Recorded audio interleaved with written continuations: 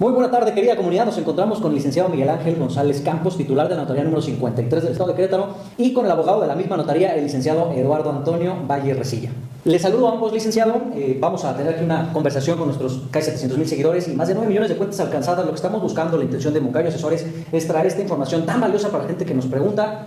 Pues muchísimas gracias por el tiempo, muchísimas gracias por el espacio. ¿Cómo se encuentran? ¿Cómo están? Gracias, César, muy bien. Buenas tardes.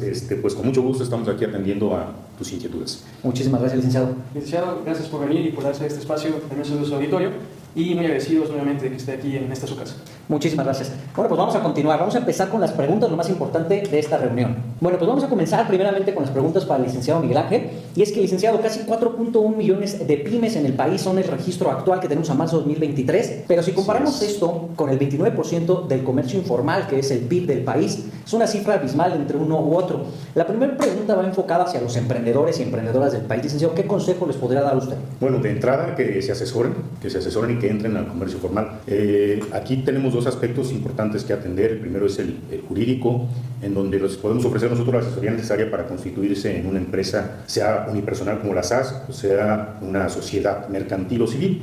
Si nos enfocamos a una empresa, podríamos decirlo, César, que también el aspecto contable es muy importante y ahí pues tendrían que asesorarse de ustedes precisamente a Moncayo Asesores. Muchas gracias. Para que sepan ellos los beneficios que tienen y los programas de apoyo que existen actualmente para las empresas. Claro que no solamente es la cuestión jurídica, sino también la fiscal y la contable, ¿no? Totalmente de acuerdo. Pues otra duda que nos surge mucho ahí a los emprendedores cuando comenzamos, ¿solo las grandes empresas o solo si quiero ser una mega empresa debo de constituirme? No, mira, actualmente la Ley General de Sociedades Mercantiles ya no establece un mínimo para que tenga el capital de empresa. Es importante que se sepa que las empresas, conforme al capital que tengan, tienen acceso a un tipo digamos, de beneficios de programas. Pueden ellos incluso entrar en diversos tipos de situaciones de riesgo, situaciones de créditos, conforme al capital que tengan. Pero no hay necesariamente un capital que tengan que constituirse las sociedades. Entonces es importante que sepan que el capital es el reflejo de la capacidad que tiene su empresa para hacer frente a los negocios, ¿no? Perfecto. Bueno, pues lo están escuchando el titular de la notaría número 53 del Estado de Querétaro. Yo siempre he dicho que cuando algo empieza bien, continúa bien y continuará bien. Entonces siempre empezar sólidos es lo ideal. Otra pregunta, saliéndonos un poquito del tema de las empresas, pero que también surge mucho por ahí la duda, licenciado. ¿Qué debo de contemplar al comprar una propiedad? ¿Comprar o vender una propiedad? Lo más importante es que se acerquen con el notario, porque el notario es el que les da la pauta de cuándo se puede comprar o cuándo no se puede comprar un bien inmueble. Y sobre todo, actualmente hay que verificar muy bien la documentación que se tiene, porque hay muchas veces en que la gente se acerca con documentos que son apócrifos o documentos que no son originales. Entonces es importante que te acerques con el notario para que reciba la asesoría que definitivamente mereces. Y sobre todo que te revisen la documentación y que puedas tener la seguridad de que lo que estás adquiriendo en realidad es lo que vas a pagar, ¿no? Y que tú que estás vendiendo también sepas que quien te está comprando pues tiene recursos lícitos para hacerlo. Perfecto, buenísimo. Todo esto me genera otra pregunta que también es muy dada en redes sociales, que nos preguntan: ¿cuándo debo de pagar impuesto por la venta de mi propiedad? La venta de la propiedad puede ser de tres tipos de propiedad, ¿no? Estamos hablando de terrenos, de casas y de locales comerciales. En los terrenos y en los locales comerciales siempre se tienen que pagar impuestos federales, ya sea el impuesto sobre la renta o ya sea el IVA, pero siempre se tendrán que pagar esos impuestos. Cuando se trata de casa habitación, la ley tiene una excepción y que es cuando se vende la casa habitación que no se ha vendido en más de 3 años. Si una propiedad es mi casa y no he vendido otra casa en 3 años y es mi casa habitación, con ciertos documentos yo puedo acreditar que es mi casa y con eso no pago impuestos. Pero es la excepción a la regla. Regularmente cuando ven una propiedad estoy obteniendo un ingreso y al obtener un ingreso estoy generando el impuesto correspondiente. Es correcto. Sí, es un tema que nos atañe mucho ahí con los seguidores para poder dar una respuesta correcta. Y seguidores que lo toman y lo entienden de una manera muy práctica, pero a veces también nos hemos encontrado con quienes dicen: ¿cómo voy a pagar impuestos si es mi casa?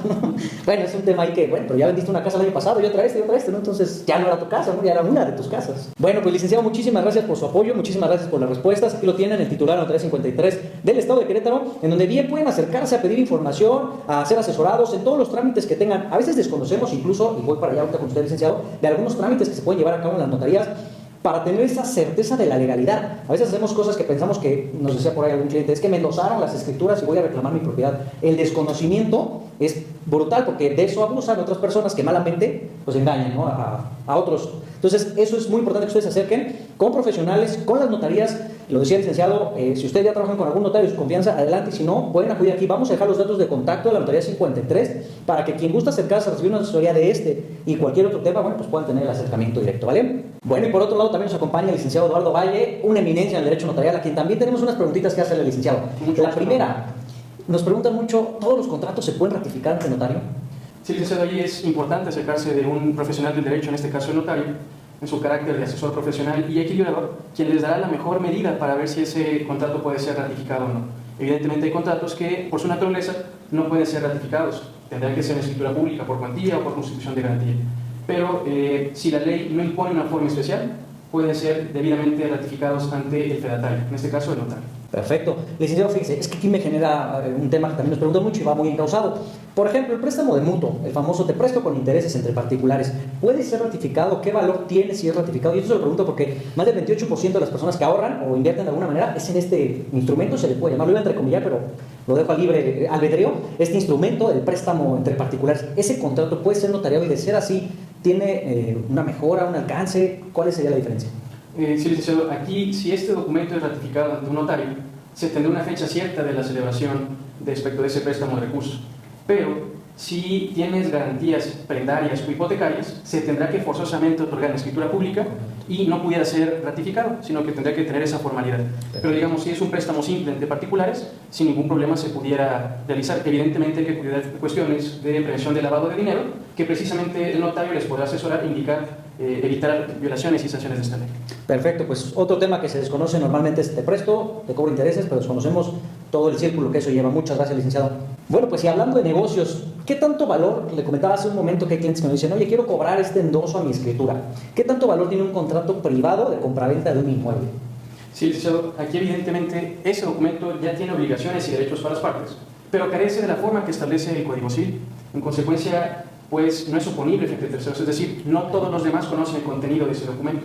Lo ideal es que se otorgue una escritura pública, la cual pueda ser inscrita en el registro público de la propiedad y tenga efectos legales contra todos los terceros. De acuerdo, perfecto. Bueno, pues ahí está. En resumen, hay que tener mucho cuidado porque no es nada más hacer el contrato y ya está. Poníamos este ejemplo y creo que todos tenemos por ahí al primo del amigo que tenía sus escrituras endosadas y pues eso no vale. Es correcto, licenciado. Muy bien. Y hablando de esto, siempre lo he comentado, si ya estás invirtiendo en comprar, en un negocio, en tu empresa, ya estás invirtiendo tiempo, dinero y todo, invierte un poco más en asesorarte con expertos.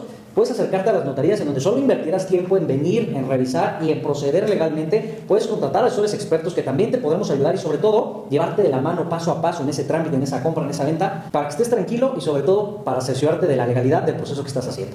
Licenciado, otra pregunta, hablando de los trámites, un contrato particular, pero ahora de bien mueble. Por ahí nos externaban una duda, oye, ¿puedo ir a vender mi auto con el comprador en la notaría, hacer el trámite y ahí que se haga todo el proceso? ¿Qué nos dice al respecto? Sí, licenciado, mire, aquí, de acuerdo a nuestra legislación, la compra-venta de bienes muebles no requiere una formalidad específica indicada en la ley. Puede ser en escritura pública y contrato privado. Pero, por ejemplo, en materia de coches, se necesita hacer los trámites en la Secretaría de Finanzas Local para poder dar de baja el bien mueble y poderlo dar de alta. Y que además venga el endoso de la factura o la refactura entre los contratantes para que esa persona tenga un título de propiedad que sea suficiente en derecho. Perfecto. Aquí con el comentario, licenciado, recomendamos pues que se puedan acercar a despachos jurídicos y contables especialistas en estrategias fiscales o también con los notarios de cabecera para que les puedan dar los mejores escenarios fiscales al momento de comprar y vender un inmueble o al momento de hacer también operaciones con bienes muebles. Es correcto y sobre todo porque también se pagan impuestos. Ya que vas a vender tu auto, chécale porque también se pagan impuestos. Otro tema muy importante que nos preguntan mucho, ¿qué es una fe de hechos, licenciado? ¿Cómo puede ayudar una fe de hechos a los emprendedores, a las empresas? Bueno, mira, una fe de hechos es aquella en donde el notario es requerido para que dé certeza de lugar, tiempo y circunstancias bajo las cuales suceden las cosas. En esos términos, bueno, pues a los empresarios puede servir de mucho porque cuando van a inscribir sus marcas, sus nombres comerciales, pues te piden una fe de hechos para que efectivamente veas tú el tablero que existe en la portada del local, para que el notario vaya y se cerciore de que están trabajando sus empleados o de que no fueron a trabajar sus empleados, o que vaya y dé fe de hechos de que el mobiliario y el equipo es el adecuado. En fin, la fe de hechos lo único que hace es que el notario va y cerciora mediante sus sentidos de todo lo que sea necesario en beneficio de darle certeza de circunstancias de nuevo te digo, tiempo, forma y lugar. Hay otro tema que va muy pegado con la fe de hechos, licenciado. Actualmente la Secretaría de Economía está solicitando un permiso para exportadores e importadores en donde se va a requerir la fe de hechos. ¿Qué nos puede comentar, licenciado? Correcto, licenciado. Actualmente ya la Secretaría de Economía, en sus trámites del PROSEC, pide pues que a través de la fe pública de un notario se pueda dar fe de las actividades productivas que se desempeñan en un lugar. Y evidentemente el notario, a través de sus sentidos, certificará que existe una planta productiva, que hay empleados en ese lugar y adicionalmente permitirá pues que una vez que se concluya esa diligencia enviar los documentos a Secretaría de Economía y agotar este permiso como exportador e importador de mercancías. Excelente. Bueno, pues estas son las preguntas que más comúnmente sonaban por ahí en redes sociales, en las distintas redes nos hacían llegar algunos cuestionamientos. Muchísimas gracias nuevamente por el espacio. ¿Se repite? Otra vez.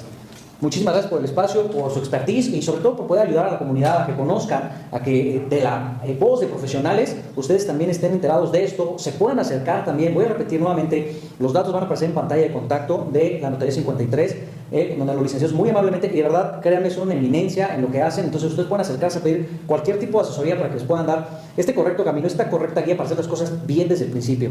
¿Algo que nos quieran compartir? Agradecerte, César, la oportunidad que nos das de participar en el programa. Agradecerte también la confianza que nos das y, bueno, que sepas que eres correspondido. Muchas gracias. Nosotros también les recomendamos mucho a tu despacho. Muchísimas gracias. Porque en verdad son profesionales también en lo que hacen. Entonces, si se acercan a César, seguramente tendrán también una magnífica asesoría. Muchísimas gracias, licenciado. Licenciado, ¿algo que nos quiera complementar? Reiterar el agradecimiento por la invitación. Invitarles que se acerquen al despacho de licenciado César, es un profesional en materia de asesoría financiera y jurídica, y reiterarles que aquí está su casa, tanto usted como la audiencia que amablemente nos acompaña. Muchísimas gracias. Pues ya saben, Notaría 53 del Estado de Querétaro y aparecen los datos para contacto. Muchísimas gracias, buenas tardes.